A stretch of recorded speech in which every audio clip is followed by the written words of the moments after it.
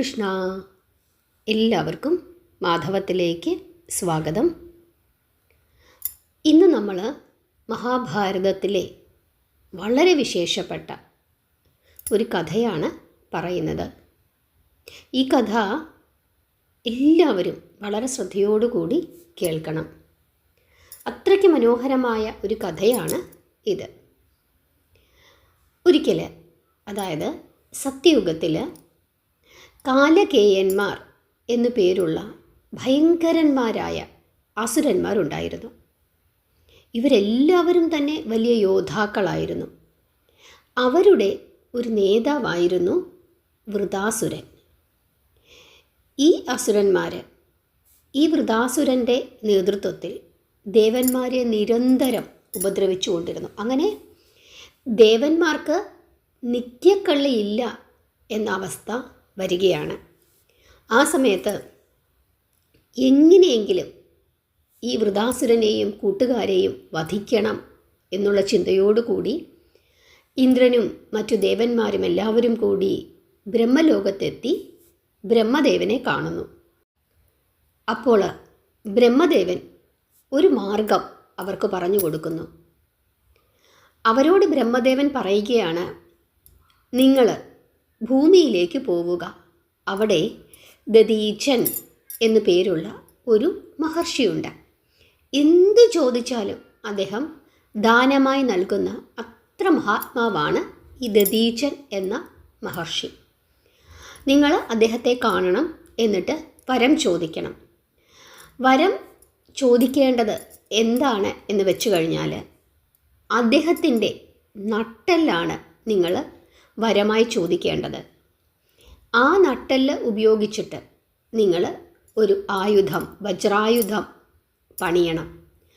ആ വജ്രായുധം കൊണ്ട് മാത്രമേ ഈ വൃതാസുരനെ വധിക്കാൻ സാധിക്കുകയുള്ളൂ. നിങ്ങൾ വേണ്ടതുപോലെ ചെയ്യൂ എന്ന് ബ്രഹ്മദേവൻ ദേവന്മാരോട് പറയുന്നു. അങ്ങനെ ബ്രഹ്മദേവൻ്റെ ആജ്ഞ ഉൾക്കൊണ്ട ദേവന്മാർ സരസ്വതീ നദിയുടെ അക്കരെയുള്ള ദധീചി മുനിയുടെ ആശ്രമത്തിലേക്ക് എത്തുകയും അവിടെ ചെന്ന് മഹർഷിയെ സ്തുതിക്കുകയും ചെയ്തു. വരമാണ് ആവശ്യപ്പെട്ടത്. എന്തു വേണം എന്ന് മുനി ചോദിച്ചപ്പോൾ മുനിയുടെ നട്ടെല്ലാണ് ദേവന്മാർ ആവശ്യപ്പെട്ടത്.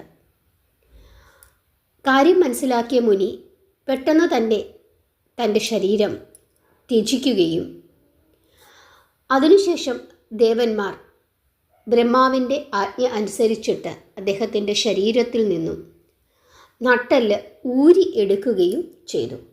അതിനുശേഷം ആ നട്ടെല്ലുമായി അവർ വിശ്വകർമാവിൻ്റെ അടുത്തെത്തിച്ചേരുന്നു. വിശ്വകർമാവ് ആ നട്ടെല്ലുപയോഗിച്ചിട്ട് വജ്രായുധമുണ്ടാക്കി ഇന്ദ്രന് കൊടുക്കുകയും ചെയ്യുന്നു.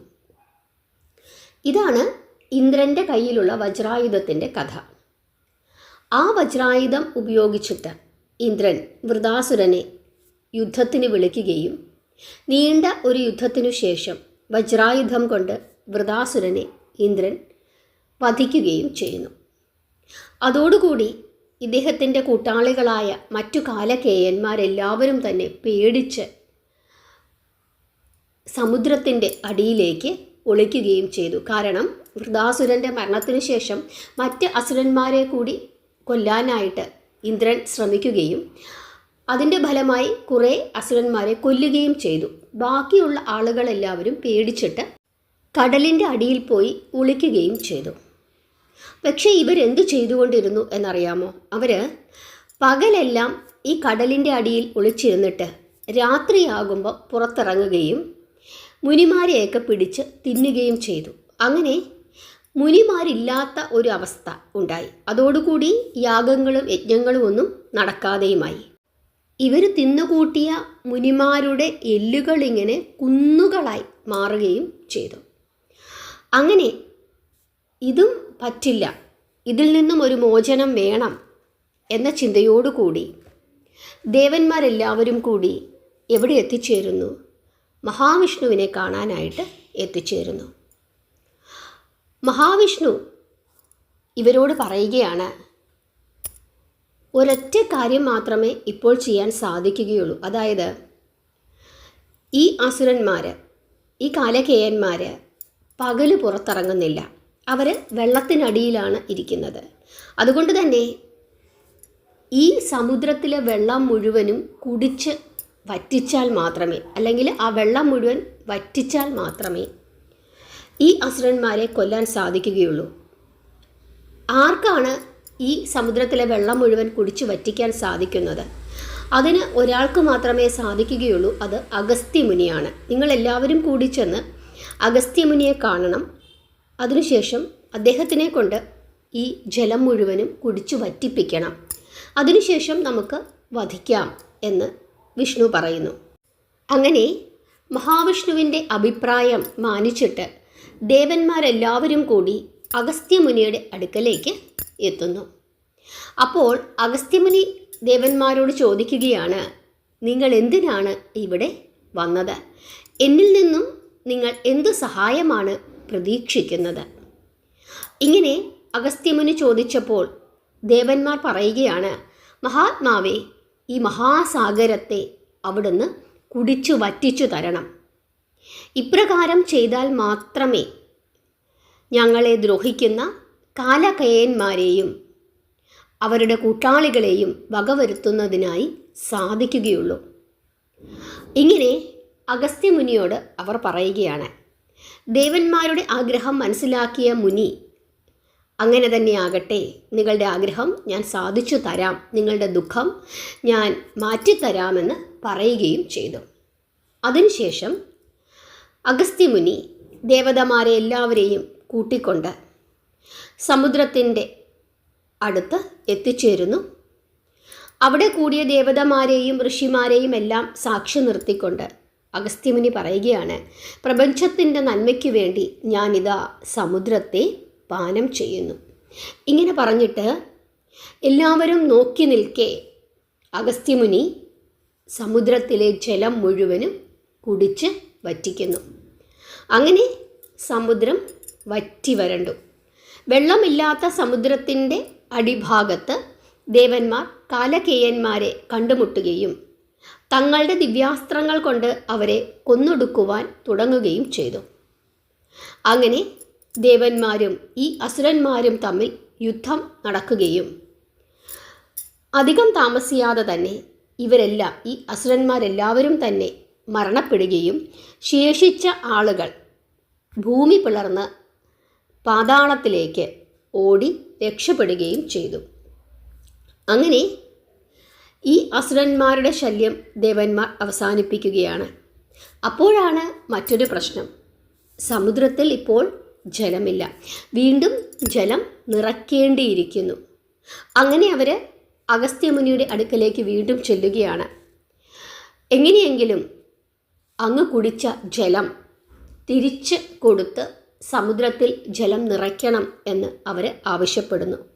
അപ്പോൾ അഗസ്ത്യമുനി പറയുകയാണ്, ഞാൻ കുടിച്ചുപോയി, ഇനി അത് തിരിച്ചു തരാൻ പറ്റില്ല, എന്നെക്കൊണ്ടതിന് സാധിക്കുകയില്ല എന്ന് അഗസ്ത്യമുനി ദേവന്മാരോട് പറയുന്നു. ഇനി എന്തു ചെയ്യും എന്നാലോചിച്ചുകൊണ്ട് ഇവരെല്ലാവരും എവിടെ എത്തിച്ചേരുന്നു? ബ്രഹ്മലോകത്ത് എത്തിച്ചേരുന്നു. ബ്രഹ്മദേവനോട് സങ്കടം പറയുന്നു.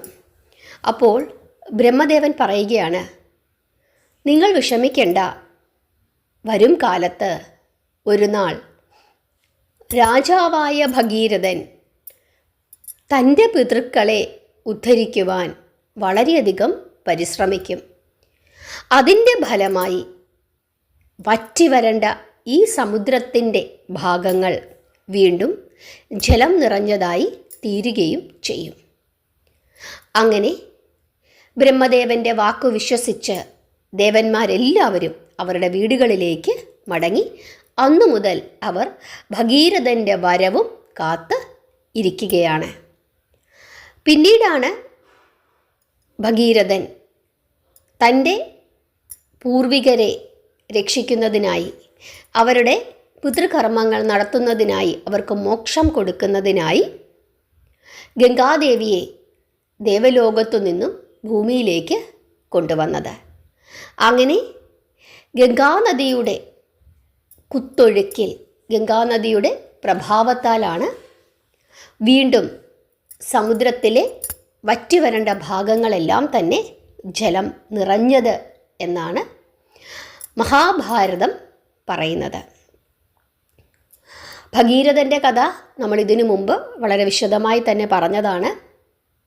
സഗരപുത്രന്മാരെ രക്ഷിക്കുന്നതിനായി, അവർക്ക് മോക്ഷം നൽകുന്നതിനായി പൗത്രനായ ഭഗീരഥൻ ഗംഗാദേവിയെ ഭൂമിയിലേക്ക് കൊണ്ടുവന്ന ആ കഥ വളരെ പരിശ്രമിച്ചിട്ടാണ് ഭഗീരഥന് അത് സാധിച്ചത്. അതുകൊണ്ടാണ് ഭഗീരഥ പ്രയത്നം എന്ന് നമ്മൾ പറയുന്നത്. അതുകൊണ്ടാണ് ഗംഗാനദിയുടെ തീരത്തുള്ള പിതൃകർമ്മങ്ങൾക്ക് വലിയ ഫലസിദ്ധിയുണ്ട് എന്ന് വിശ്വസിക്കുന്നത്. ഇങ്ങനെയൊരു കഥ മഹാഭാരതത്തിൽ പറയുന്നുണ്ട്, അഗസ്ത്യമുനിയുടെ കഥ. ഈ കഥ നിങ്ങൾക്ക് എത്ര പേർക്ക് അറിയാമായിരുന്നു എന്നുള്ള കാര്യം നിങ്ങൾ കമൻ്റ് ഇടണം. ആദ്യമായി കേൾക്കുന്ന ആളുകൾ അവരും ആദ്യമായിട്ടാണ് കേൾക്കുന്നത് എന്നുള്ള കാര്യം നിങ്ങൾ കമൻ്റ് ചെയ്യണം. നിങ്ങൾക്ക് ഈ കഥ ഇഷ്ടപ്പെട്ടു എന്ന് വിശ്വസിക്കുന്നു. പ്രാർത്ഥിക്കുക, നാമം ജപിക്കുക. ഹരേ കൃഷ്ണ.